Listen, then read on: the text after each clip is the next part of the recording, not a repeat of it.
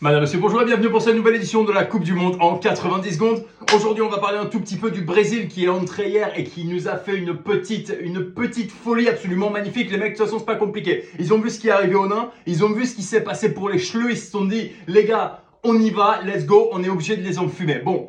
J'ai pas vu de paris terrifiants passer, de paris avec des mecs qui risquent 150 000 pour gagner 20 000, etc. comme on a pu voir sur les autres journées. Donc, manque de liquidité également sur ce marché, un peu des liquidités légèrement plus faibles. Donc, tu sens que des mecs ont joué la baraque sur le match de l'Argentine, sur le match de l'Allemagne et n'ont plus rien. Donc, forcément, les liquidités sont un petit peu affectées. Bref, les Brésiliens, ils sont allés couteau entre les dents, 2-0, absolument magnifique.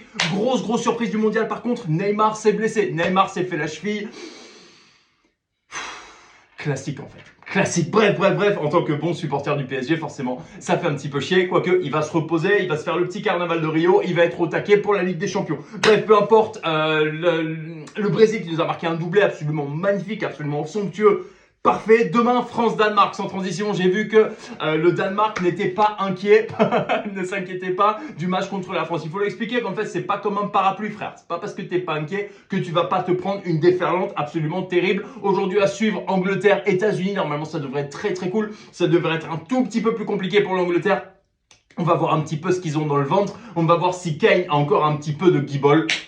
Bon match, faites de l'oseille.